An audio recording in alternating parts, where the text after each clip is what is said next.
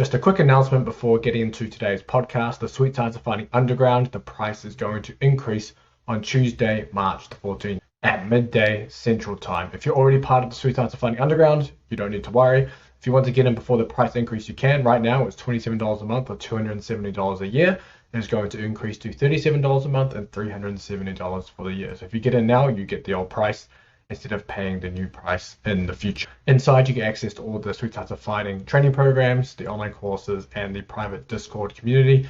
The training programs are always being added to. We've got the 365 striking program that is almost complete, and that is an entire year of training for strikers.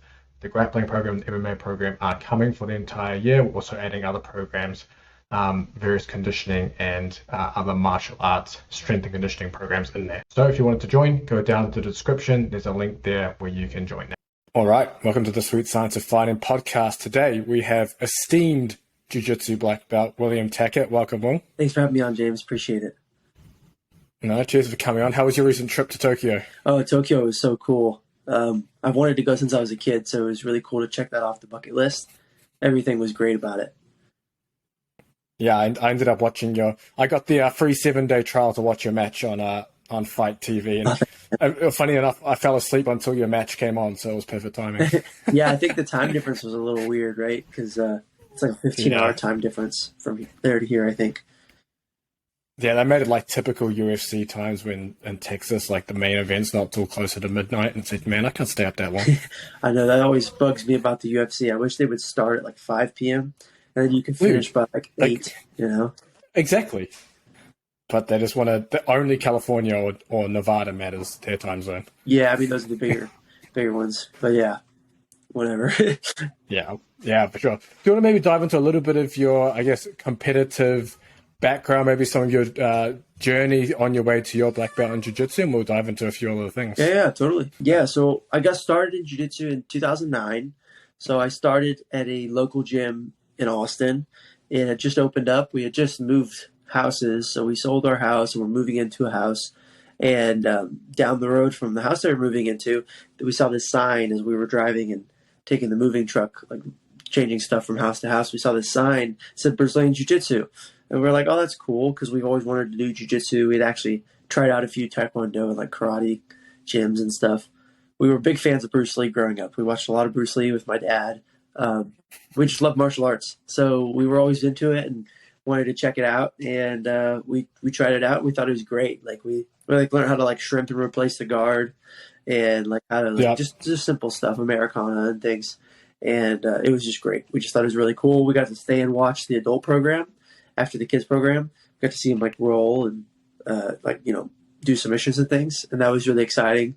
So we just decided to keep with it, and it was just my brother and I, Andrew.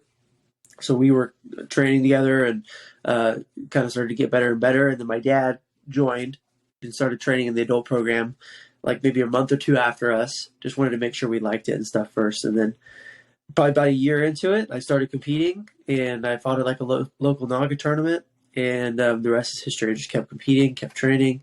And from an early age, like pretty early, probably about so in 2009, I was 8 years old. So probably around 10 years old, I was pretty sure. Like I think I was right about 10. I'm pretty sure that right around 10, I was like, okay, I want to do this for a living. When I turn 18, I want to move to Brazil, and I want to get my black belt in Brazil. Because like at the time, my coach was just a brown belt. Like the guy that I was learning from, there wasn't really high level jiu-jitsu in Texas, at least. And I had just watched like all of the old ADCCs and seen just like all the Brazilians kill it. So like from my 10-year-old brain, it was like thinking all the good jiu-jitsu's in Brazil. That's where you got to go and get your black belt. So that was my thought. My thought was like, I had like this little plastic like ATM machine that like was battery powered, and you could like put money in it or something. And I would put my money in it and save it up in that little plastic ATM, and saying like this would be my trip to Brazil money, because like tickets to Brazil are expensive. That's what I'll pay when I turn 18. I'll move to Brazil and I'll get my black belt there as soon as possible. And then whenever I get my black belt, I'll come back and open up a gym. So obviously a little bit of a different idea of what kind of actually happened. So I'm actually Brazil came to you. Yeah. Austin's now the place. Yeah, and I've exceeded expectations, to be honest. So, like, I expected to, turn 18, move to Brazil, and get my black belt, and then just open up a gym, kind of call it there, right? But the more I competed, the more I enjoyed competing, and the more I kind of got addicted to the thought of becoming the best, and maybe not even the best, but the best version of myself. Everyone wants to be the best, but like being the best version of yourself, I feel like is the best way to get there. So I would just compete a ton, and I really liked the idea of that and what competing kind of did for me, because at a young age, really competitive. You lose a match, you cry, it's like frustrating because you get your arm like busted in a tournament, or you don't get your arm busted, the ref just calls the match because it's a kid's match, so they didn't let submissions go all the way when you're a kid. So there's a bunch of different reasons, but when you're a kid, you lose, it's frustrating. You're like, oh, I worked really hard for this, I wanted to win, I want to win the match or whatever. So it's frustrating. So I liked kind of what that did for me. It taught me a lot, and I grew up with 2 brothers and a sister, so had a lot of siblings, and we were always involved in sports. So really competitive household. So it just kind of drove me to keep competing. And I wouldn't say that I was the best at jiu-jitsu when I was a kid. I was okay, I could win local stuff, but I wasn't anywhere near world class. So that kind of encouraged me and made me want to keep competing and want to keep getting better, because it's not like I was just getting easy outcomes and easy results. It was really hard fought. So that was great. And, like I said, that was my goal as a kid, is to get my black belt when I go to Brazil and get my black belt there. But ended up getting my black belt when I was 19 years old, which is fairly young. One of not a lot of people get black belt at 19 years old. I got my black belt at 19 years old by Rodrigo Cabral, who's Brazilian.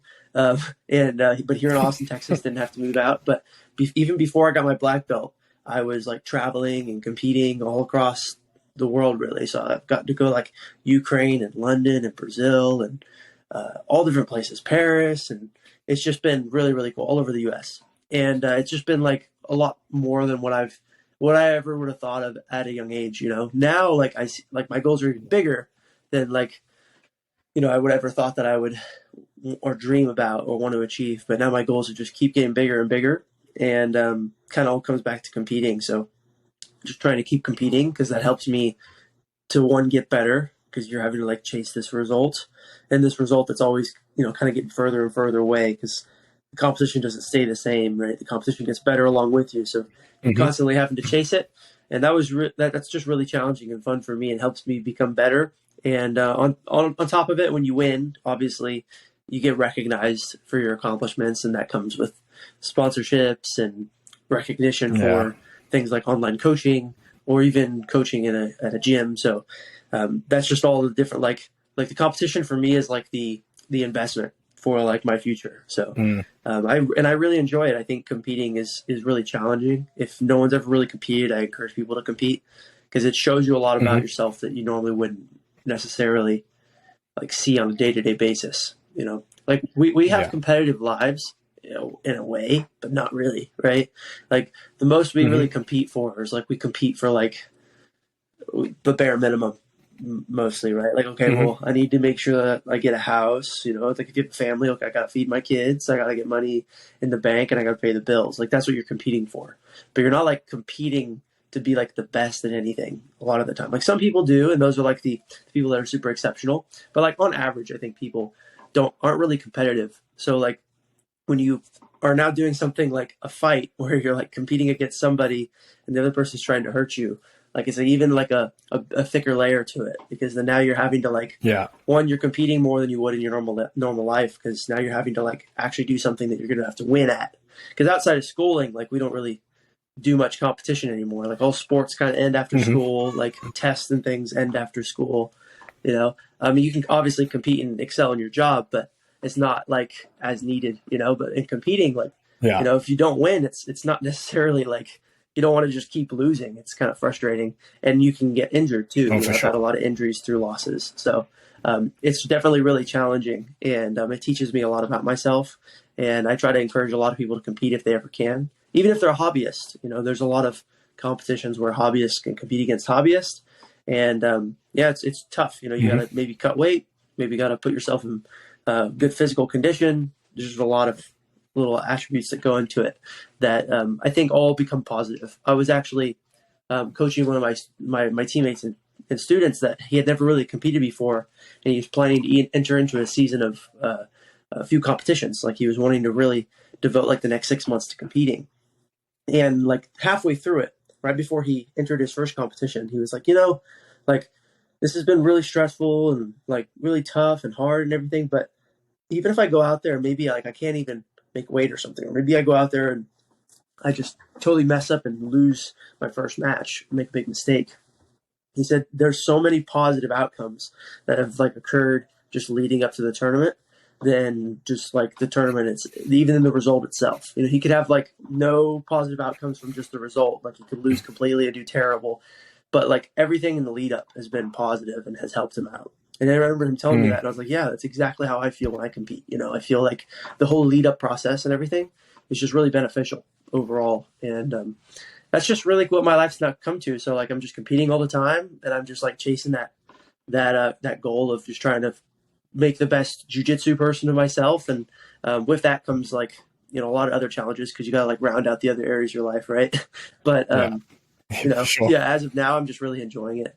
And I wouldn't trade it for anything else. So I like competing because I get to meet a lot of people and get to travel now. It's just great. Yeah, dude. I know what you mean. I've been competing in a few super fights around here in Austin at the end of last year and didn't do so well. Yeah, that's how it goes. But man.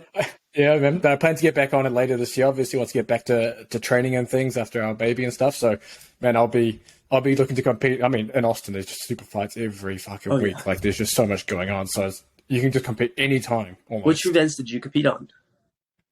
The Valve Submission Series, the first one, and the Black Widow Invitational, which was the first one. Yeah, I just saw the Black Widow one last Sunday. There was one here in Austin. I was actually present. We had a guy competing. Yes. Yeah. Nice. Yeah, man. And before I go into your competition goals, to set the scene, what are some of your competition, I guess, achievements so far? So back in juvenile, so with jiu-jitsu, for those that that are listening that maybe not know, it's ranked in like different age categories. So there's like kids. It's normally by your year group. So it's like whatever year you turn that year, that's the year you compete on. So like I competed in kids quite a bit, and that goes up till I think 14 years old is all considered kids. And then you enter into juvenile phase. So leading up to the kids divisions, I was able to win the IBJJF GI Kids Pan Ams twice. So I was able to win that one, which for me was like pretty big back in the day, because that was like the only like legit kids competition that was really in existence. They had like Nagas and Fight to Win tournaments and stuff like that, but it was really just dependent on who signed up. You kind of your victory was more over like an opponent, not necessarily like the medal you got, right? Like it wasn't like the title wasn't the accomplishment, it was who you beat. So like it wasn't as good, but like the Kids Pan Ams, like it was just, if you won Kids Pan Ams, you had like that title, and it was just like a good title for if you were, a kid. So that was what I was chasing a lot, and I competed in that a few times, lost a few times, but was able to win 2 of them, and that was great. But that really projected me going into the juvenile division, which is like your early stages of blue belt. So in jiu-jitsu, especially gi jiu-jitsu, they have like a lot of requirements on ranks, so you can't like compete up if you're a certain age category, because they don't necessarily want like kids walking around with black belts on at HEB, like you sometimes see with karate or taekwondo students. Yeah. So they try to, I guess, keep it a little bit more legit, and they put age requirements on things. So like you can't get your blue belt until you turn 16. So like the year you're 15, if you're 15 and that you turn 16 that year, you're technically qualified as 16, so you can get your blue belt that year. So it's whatever your year you're turning, that's like the year you compete as. So 15, 16, and 17, I competed like those 2 years, 2.5 years, I competed as a juvenile, and I was able to win. I didn't do very well in gi that year or those years. I did better in the kids division as gi, but they offered no gi now that you're in juvenile. So in juvenile, they offer no gi competitions, and that's what kind of sparked me to start competing more in no gi. So through the juvenile, I didn't do great in the gi. Like I did okay. Like my first gi worlds, I took 3rd. Like I beat a pretty well-known, like relatively well-known juvenile at the time, and he's actually competing in the adult quite a bit. I beat him, and I had like one other match, and then I like lost by some points or something. So like I still did well, but I reoccurringly got like just places. I'm like third, like second. Didn't win a whole lot in the gi. So when I competed in no gi later on, because there's like seasons for the IBJJF, like early on is gi, and then like later in the year is no gi. So like halfway into my juvenile year, I like competed no gi, and I did well. I won the no gi worlds. So I took gold in the no gi worlds, and then I decided to compete in the absolute, and I won the absolute. So I won the absolute. I beat Hiron Gracie in the finals, who at the time was like a pretty well known juvenile. He was like kind of killing it. Flow grappling was like hyping him up a lot. You know, for a good reason. He was winning everything, and I was able to beat him because he was more of a gi guy, and I was like, I guess, more of a no-gi guy, or at least I was just maybe a little bit more skilled than he was in no-gi, and I submitted him. So I won double gold. That was like really cool for me. So it kind of projected me off into the next year, in which I won juvenile Pan Ams in the gi. So I took gold in that, and then didn't do well at the Worlds again. I took bronze, and then no-gi Worlds I took gold again. So I was able to win gold, and that was just a like great year for me, like projecting me off into the adult divisions. So this is when I like throughout this whole time I was trying to compete like in local Texas like stuff, because they had like a lot of especially because On It, like the 10th Planet On It is here in Austin, which is like a big supplement company, but they run like a 10th Planet out of there. They run a lot of like submission only tournaments at the On It. So I would try to compete at those as much as I could, and I actually got matches with people like PJ Barch, Kyle Chambers, back when I was like 15, 16 years old. So I was able to get a lot of experience while I was still competing in the juvenile division with adults. So whenever I turned 17 years old, going on 18, I was able to compete in the adult division, and I had a lot of good experience moving into the adult division. And I kind of killed it that year. First competition was the ADCC trials. I didn't win, but I did way better than I thought I was going to. And I think everyone else did too, because I took second, which was like huge for me, because it was like I beat like 3 really high level black belts. I think I had 7 or 8 matches. It was like really big for me. Wow. And at the time, like ADCC trials was like the biggest tournament, other than like it was like the biggest, I guess, amateur tournament you could do. Like it wasn't necessarily paying you, but it was like the biggest tournament you could do, because if you won the ADCC trials, you were going to ADCC, which is the biggest tournament of all time. Yeah. So I got really close, and it was really exciting, but I didn't make it. But that, like, again, I kept riding that momentum throughout the year, and I was able to compete because I was only a purple belt. I was able to compete a lot throughout the year, purple belt, traveling all over. I went to London, went to Ukraine, and I was winning a lot. I was able to kind of go, other than that match, I think I went undefeated that year and did well.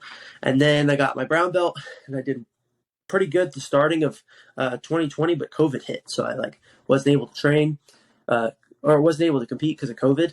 So there was like a big break in 2020 because of all the events got shut down. I had some matches that got canceled because the events were shut down. So I just kind of stopped and kept training. And I took that time to try to gain some weight. So I was competing at like 170, 165 pounds. And I decided to try to move up to like 180, 185 pounds to attempt to go to the next division, 88 kilograms. Which was kind of rough because I wasn't necessarily ready for it. I think because I was only like 18, 19 years old at the most. I was still pretty young, so it was hard for me to put on the muscle mass. But I did okay. Like I still had some good matches in 2021, the year after. Like I beat Andrew Wiltsey. I beat Manuel Hibamar. I had some matches with the guys like Wagner Rocha and like Paul Harris and like a bunch of really high level big names, like bigger names that I'd ever competed against. And I had some wins, but I had a lot of losses too. So it was just like a good learning curve for me, because I came off of like a really strong year in 2019, didn't really compete much in 2020, and then 2021, like I had that new weight class, and it was just like really like tough. So at the end of 2021, I decided to drop back down and fight again at 170 pounds for the ADCC trials, in which like I did good, but I took second again. So I took second just like I did 2 or 3 years previous at the West Coast trials. This time it was at the East Coast trials. I lost to Cade Rotolo in the finals by decision. So it was like a really close match. We had a great match where we went overtime. It was super fun, but I didn't get the win. So I was like, all right, well, here's the decision. Do I go back up to 88 or do I try to now win 77 again? Because you beat everyone in the division at 77 already except Cade, and he won't be in the ADCC trials the next time. So you can try to qualify and then beat him again at the Worlds. So I was like, okay, that's what the plan's going to be. So I fought at the West Coast trials. After I competed against Cade, I was making the decision to either move up or back to 88 or stay at 77. I had beat all the guys in the 77 division at the East Coast trials because there's 2 every year. So besides Cade, and Cade was off to the World Championship, so he didn't need to do the trials again. So I know I could probably win the West Coast trials. It was going to be tough, but I know I could still probably win it, and then just compete against Cade at the World Championships. So I was pretty confident, so I just decided to stay at 77.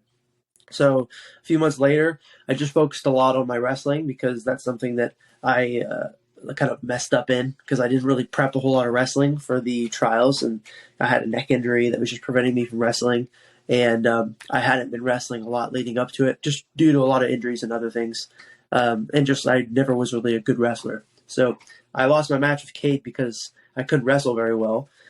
He had won a lot of the wrestling exchanges, so this match I led up to, I did a lot of wrestling, practiced a lot of wrestling, and it paid off. So at the West Coast trials, I was able to take down pretty much everybody, and I didn't get scored on from the feet, and I won the West Coast trials. So I had a lot of matches, and it was actually the biggest trials to date. So it was the biggest trials that they've ever had.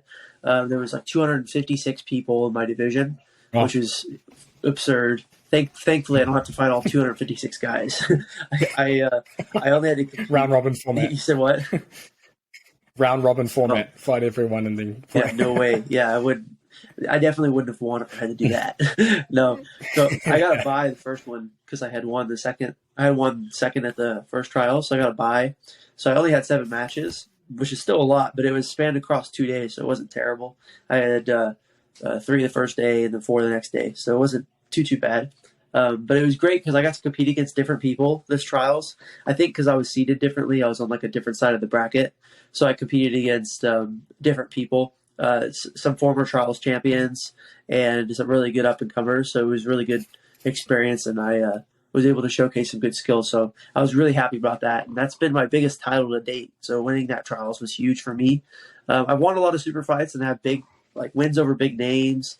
And I've won a lot of good matches against high level people, which has pushed my name up in the rankings to where I don't know what I'm ranked now, but I was formerly ranked number 3 in my weight class under Flow Grappling's worldwide rankings. So I was ranked pretty high, but that was just due to having super matches. It wasn't till I've never really won a big title in adult. So I've only ever won the juvenile titles and the kids titles. So now that I'm an adult and I was able to win the West Coast trials, it was a pretty big deal for me. It was really, really cool, and I had worked really hard for it, and I had competed in a bunch of trials previously and had come up short. So it was just really relieving and reassuring. We kind of talked about this earlier. Competition can kind of be really stressful, and it can be frustrating if you lose, but it kind of drives you to keep going. So it was really nice to get that reward of that. A lot of the hard work had paid off.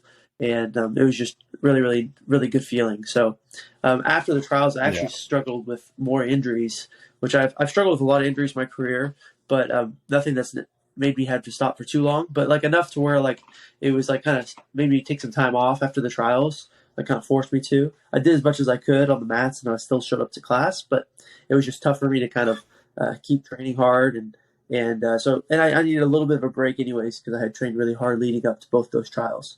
But going into the ADCC, I came back into training. I got re-injured again. So I was injured, took some time off, just kind of drilling and doing workouts and staying in shape and drilling as much as I could. And then when I came back, I got injured again, leading right up to the ADCC, which was super frustrating because I was oh my God, this is the biggest opportunity that I've had of my life, and now I just got injured before the camps just now started. So I had to cut my camp short, which actually ended up being pretty good. So the camp cut short worked out nicely because I didn't feel as beat up towards the end of the camp. Normally I do 6-week camps, which is tough because the first 3 weeks you're just kind of getting brutalized, and then the last 3 weeks you're kind of starting to adjust to it, but now you're cutting weight. So then now it's another element. So shortening the camp was good because I was able to not feel as beat up, but the injuries and stuff still was an issue. But who doesn't get injured, right? At the high level, like everyone's always hurt. And I went out to the ADCC and I didn't do well. I lost first round to Mateusz Sherwinski. He's one of like the best leg locking guys from Poland. He leg locked me and hurt my knee pretty badly. He got me in an Aoki lock, which is a really uncommon submission. And he submitted me in the first round. And I hadn't been submitted since I was a purple belt. I hadn't been submitted since the first trials that I mentioned where I took second back in 2019. So it'd been like 3 or 4 years I hadn't been submitted. So I was like, normally I get like if I get beat like positionally or something. So it was like a really big deal. Like I got submitted and like my knee was hurt. Like I tore my MCL hamstring and had a tibial fracture. So like that was just like a big deal and I had to take some time off. But this last competition was such a nice thing because I was able to compete again in Tokyo. And that was my first competition back since that knee injury. And I was able to compete against another trials winner. So I won the trials in the North American West Coast trials, which is in California. And that's where like the American guys, people that have American citizens or passports are eligible for. And then they have like other trials for like European people, like the South American trials and stuff like that. And Kenta is Japanese. He won the Asian trials. So he won the Asian trials, which has like all the Australian guys in it too, because it's Asian and Oceanic, I think. So they got like a bunch of really tough guys in that. And he won. He beat Joseph Chen.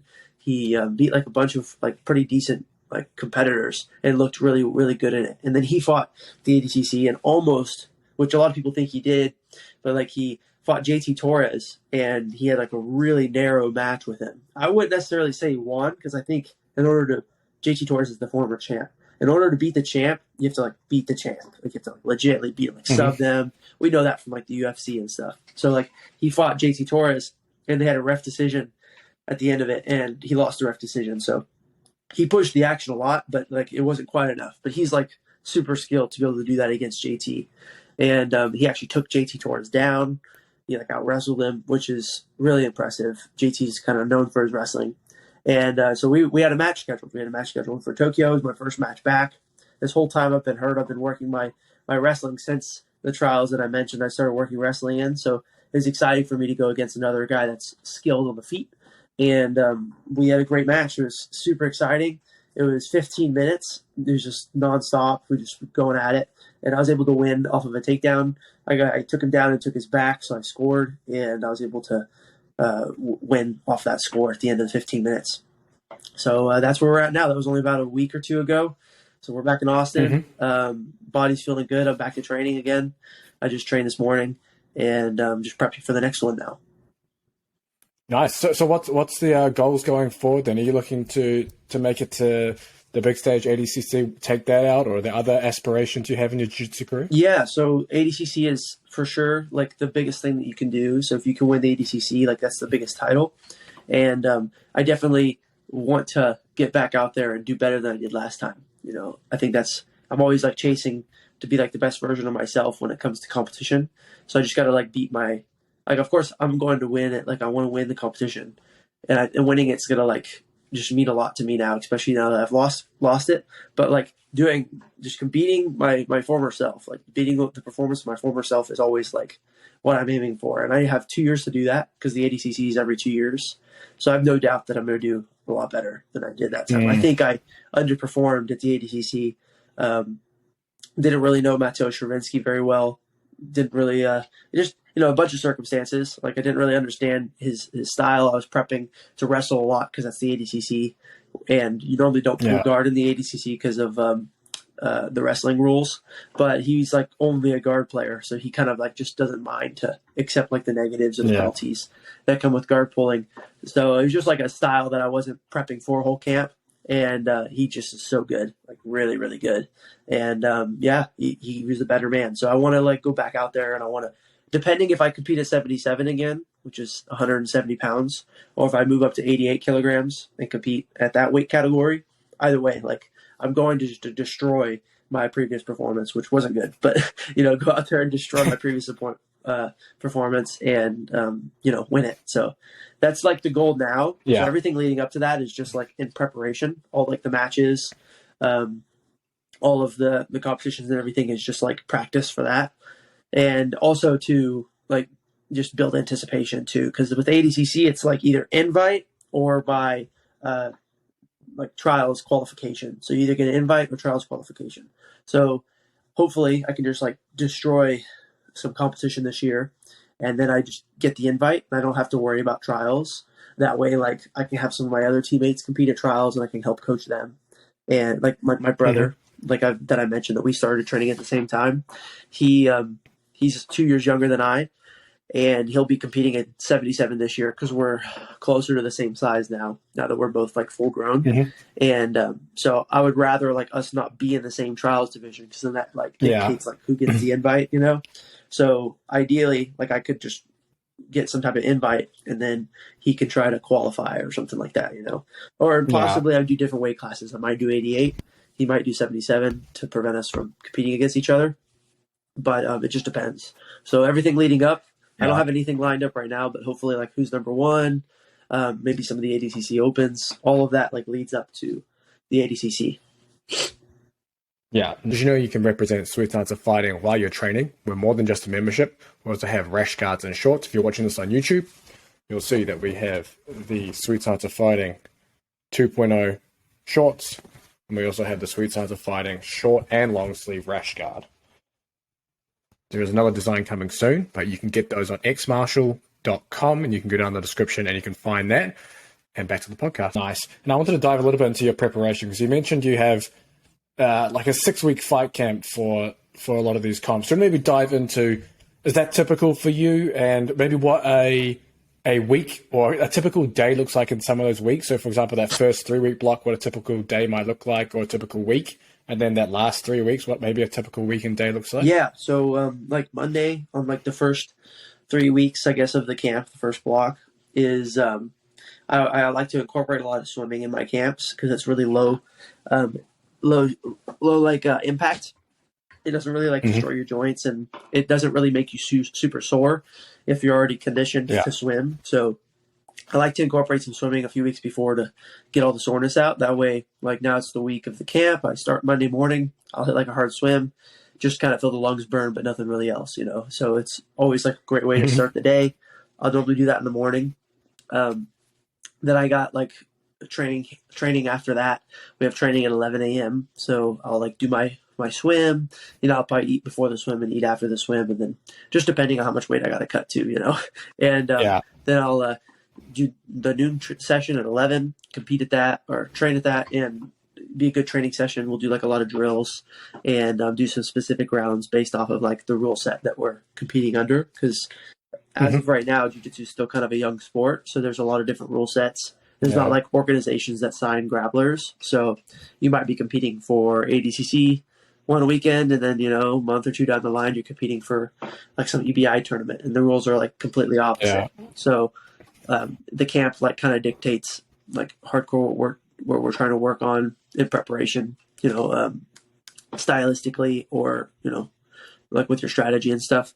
So we'll do a lot of like positional drills for like ADCC. We do a lot of turtle rounds. We do a lot of stuff starting like with a completed takedown, trying to hold the guy down because it's really hard to score in the ADCC. Just stuff like that.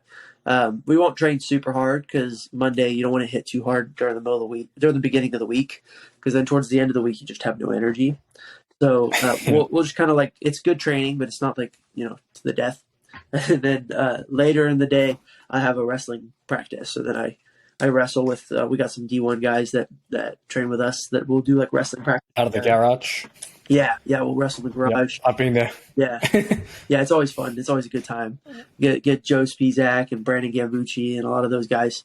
We'll wrestle with them. They're former D1 wrestlers, so they got some good experience. And they do jiu-jitsu now too, so we'll get some good wrestling in. That's always great. I've been working, like I've mentioned, I've been trying to work a lot of wrestling just to get better at that, because it's never been one of my strong suits. And then just call it a day. And then so it's just those 3 sessions: the swimming, the noon training, and then the night training. And then Tuesday, I like to try to hit a swim in the morning again. It just really depends, like how much time I have in the day. So like if I don't have anything going on and I'm just able to focus completely on training and I don't have to teach or anything like that, which I try to during my camps, then I would hit like a swim in the morning, noon training again at 11, and then afternoon training, then I would try to hit a weight session.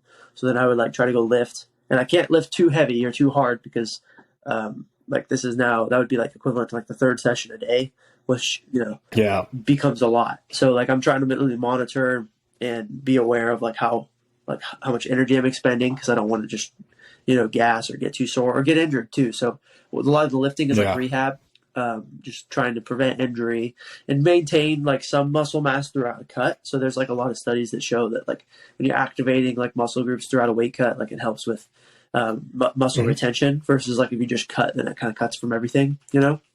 So I try to like, you know, lift a little bit, a lot of rehab, like stuff that's going to keep me strong and healthy leading up to the match. And then we have another session at night, which like night session is like always the session where we'll go harder. So like technically leading up to this point, we haven't had any hard sessions. Like Monday, we didn't have a night session. We just had wrestling practice. So that's like hard, but it's not the same because it's wrestling. It's not the same as like grappling, you know? So like, and then like the noon sessions, we don't go that hard because we got to save our energy. But then Tuesday night's kind of where we hit it hard the first time of the week. So now we hit it hard. We'll hit like hard rounds, long rounds. We'll do like, you know, 6 to 8 rounds after like hard drilling and stuff. And that's where kind of like you push, you know. Wednesday is definitely now like more of an off day because Tuesday night was so difficult. So, and you know, training Monday and everything. So we'll kind of rest a little bit Wednesday. I normally try to do some sauna. So I normally try to get like a really nice sweat going and lift some weights. So I'll like do some sauna, lift some weights, and then maybe hit like a drill session and just call it there. And then that way I can kind of rest up and get healthy and get a lot of good sleep for Thursday, because Thursday is a very similar schedule to Tuesday night. So we have like gi training or no gi training in the noon, which I try to hit a swim beforehand, and then weight training after the noon class, and then we got the hard night training. So that's like really tough, another tough day, but get some good sleep, wake up again on Friday, and Friday is pretty chill because like everyone's dead at this point. So Friday, like I normally teach a little bit of classes in the morning. I'll hit some drills during my class, and then when it comes down to night training, then we'll kind of hit one last hard training session for the week at the night. And Saturday, dedicated active recovery, like massage, ice bath, like all that good stuff. Nice. And then Sunday is pretty much rest as well. But I'll normally do some like private classes on Sunday. So I'll like teach some classes with some people and roll around with my students. And it's like really good to keep the body moving and just kind of get a good sweat going. How does that change as you get closer to the competitions? For example, maybe like 1 or 2 weeks out, obviously you might be cutting a little more weight then, and you're looking to do a little less so you're not so fatigued going into competition. How does your schedule change? Yeah, so the last 3 weeks, the schedule changes a tad bit leading up to the tournament. I'm doing a lot more cardio. So like I'm hitting a lot of runs, like long cardio sessions, unlike like the swims are only like 20 minutes or so.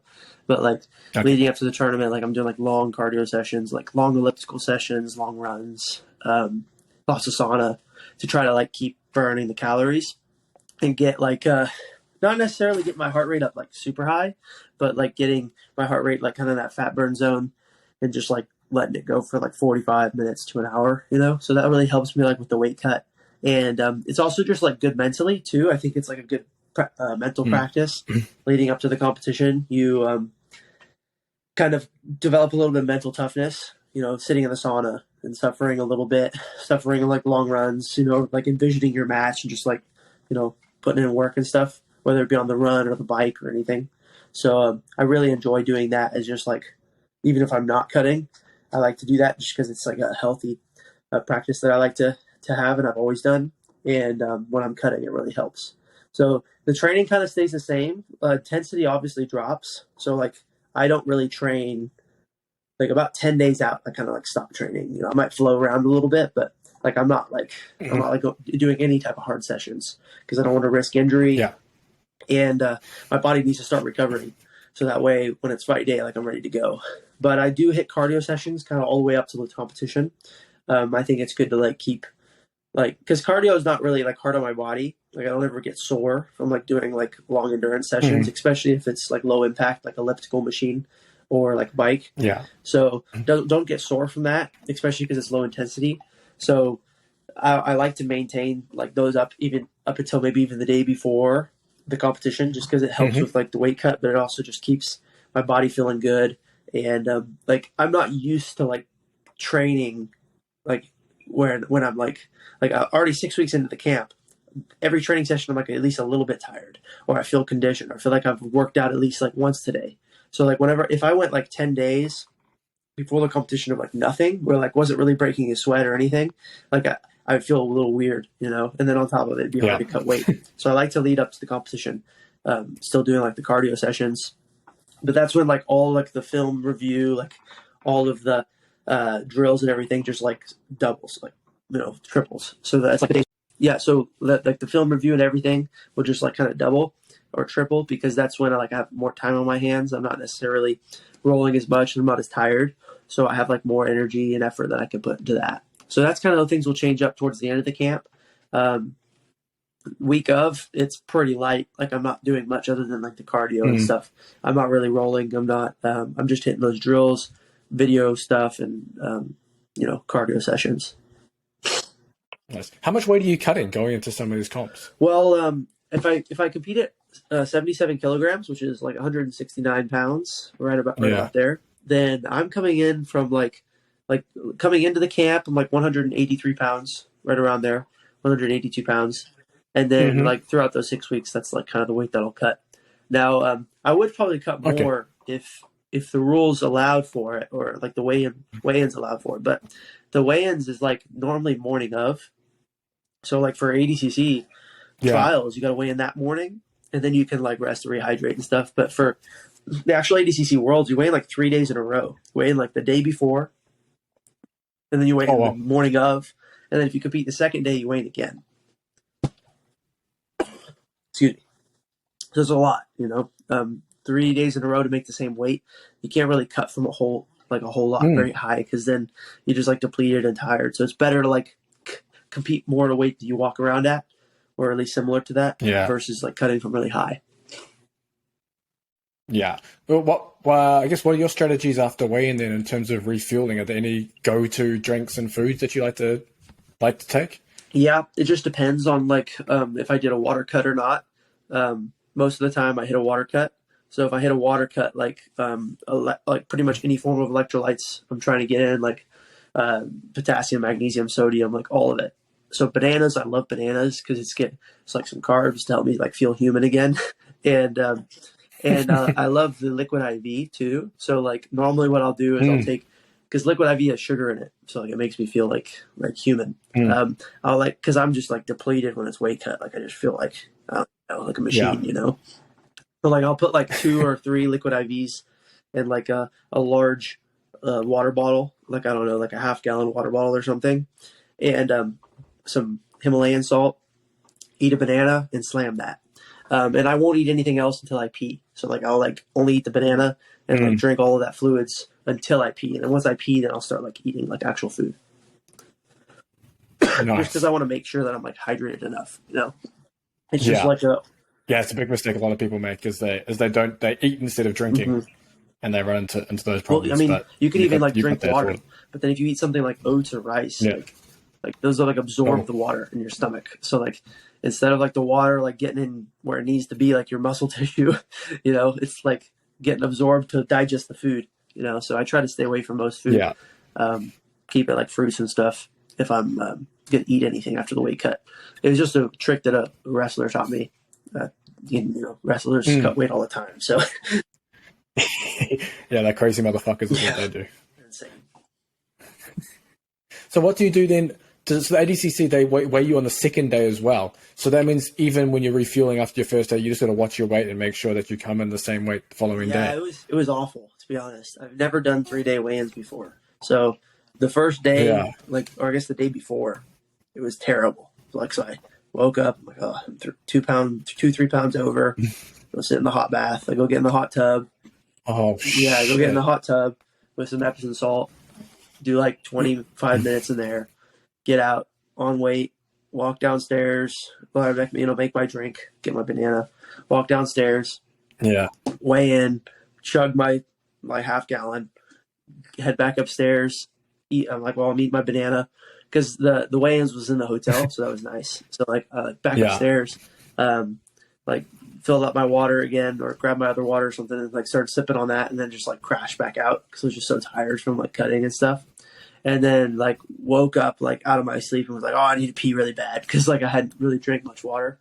So after that, then I was snacked on some more food, had some rice cakes and a little bit of some nuts, some trail mix, but it's not the crappy trail mix, the healthy trail mix, and then just rode that out for the rest of the day because I couldn't really eat much more, because if I eat any more, then I was gonna not make weight the next day either, So I had a little snack before bed. I had I make a homemade protein bar before bed, and then just went to sleep, woke up the next morning, had to do that all over again. Cut some more weight, it was 2 pounds, a little less the next day. Cut some weight, went downstairs, weighed in. Then I was more about, okay, I'm going to eat a little bit more food today, because if I eat more food today because I'm fighting, I need actual energy. And I know I was going to burn calories by competing, because you have to make weight the next day if you make it to the next day. But that you have to win at least two. You have to win 2 matches to make it to the next day. So I was like, okay, well, if I win 2 matches, I'm going to burn enough calories to be able to eat something. So went back upstairs, did the whole routine again, banana, water, wait till I pee, and then I was able to get some eggs down, get some oatmeal down, some carbs, and I was snacking on some potatoes after that. And then whenever the match came up, I was sipping on liquid IV. That's something I like to do as well, just kind of sip on it because it's carbs and electrolytes. And then I competed, and I didn't do well, so then I was able to eat as much as I want after that, sadly. But that's kind of how I treat it, though. Yeah. No, that's a good approach, and good approach for anyone listening as well who's competing in jiu-jitsu, because obviously it's difficult in a lot of, depending on what competitions you're in. If you're competing IBJJF, you're weighing your mat side, and people still cut weight for that, and I've seen it. I'm like, fuck, man, you literally don't have time to do anything else. So I've cut weight for IBJJF before, but it's been a sweat. I'll put on a hoodie and some sweats, and I'll do jog outside or something. Cut less than 2 pounds. Just no different than you would in a jiu-jitsu session. I'm sure you've weighed yourself before after class before, and you drop weight. Sometimes you drop 5 pounds. So I won't cut any more than that. Just a few pounds, and I'm hydrated going into it, so it's not like I'm dehydrated and cutting weight. I'm feeling good. I'll just sweat a little bit and then weigh in, and I'm good. And I'm warmed up now for the match too. Yeah. But these are a little bit different. It's a little bit harder, and it's because then you have I don't know, you weigh in 6 a.m. or 5 a.m. or whatever it is, and then you compete at 1 p.m.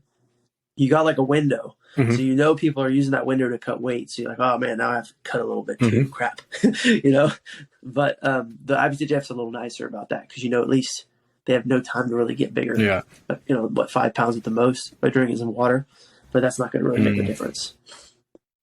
Yeah. Does the rampant steroid use and the ADCC and stuff, I guess, maybe not concern you, but almost worry you as a competitor? No, it doesn't really bother me. I honestly, if I could pick a side, I'd wish that the entire jiu-jitsu community would just be super strict and test people like the UFC does, with random testing. But it's just not going to happen. Yeah. Too many. Costs too much money. Costs a lot of money. Sport's too small. Too many people take steroids. It's just not going to happen. So I don't really have a problem with it. It's not against the rules. They don't test. So I can't complain. I can't complain about people using steroids and saying they're cheating, because they're not. They're not breaking the rules at all. So it doesn't really bother me. It's, of course, I've competed against people that are on steroids, and it's tough. They're very strong and very athletic, but that's a choice that I can make, so I can't be too mad. So I see some people always complaining about it, and it's just And I don't know if it's necessarily the right road. It's not like a moral high ground to not take steroids because it's not illegal. It's just, yeah. I mean, of course, there's health side effects to it, and it may be like the easy route, right? But I mean, that's you could say that about like, oh, well, you train jiu-jitsu, that's why you're good. Like I don't train. It's like, I mean, it's not the same thing, but like, yeah, of course, training more is gonna like give you more like you're gonna get like positive side effects from training more. So like that's not like the easy route. You know what I mean? Like steroids and they cause you to have to work harder. You can't just take steroids and have the same workload and expect to be like just a different human being.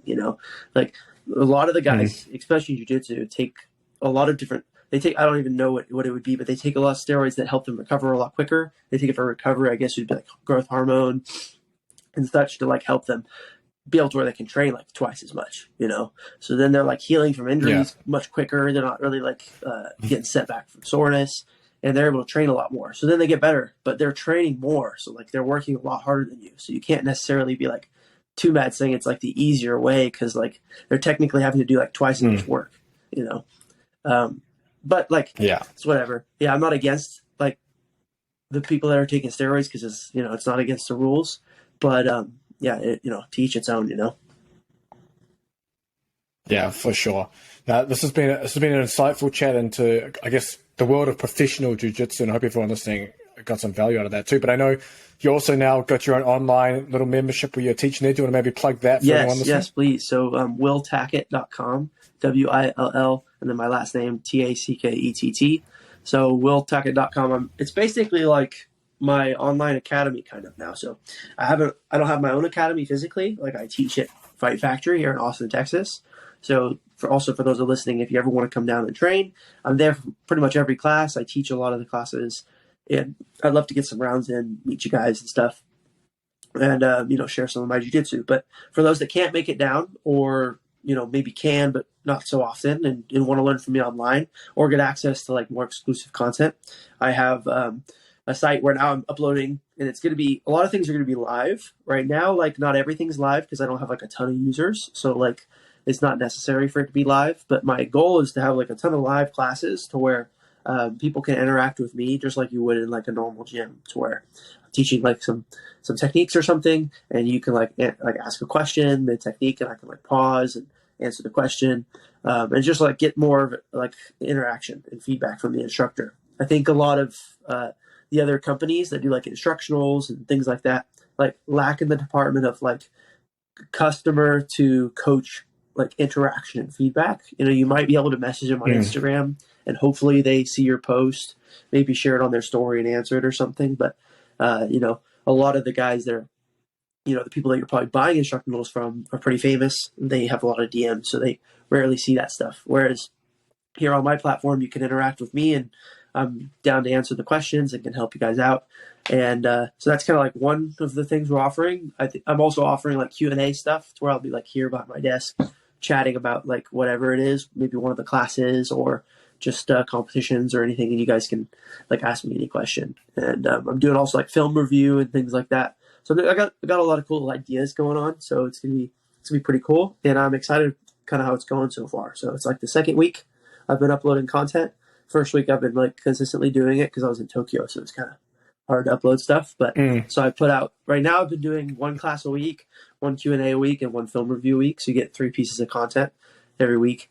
I think is probably like a sweet spot. We'll see, because I don't want to upload too much content, because if you get like 3 hours of content, like you just can't go through it, or you like burn through it and then you don't remember anything. So I want to like try to find the balance, but it's gonna be cool. Nice. Yeah, we'll link that up in the description too for anyone who wants to join it and learn from Will as well. But thanks for coming on, Will. I really appreciate it. Appreciate it so much.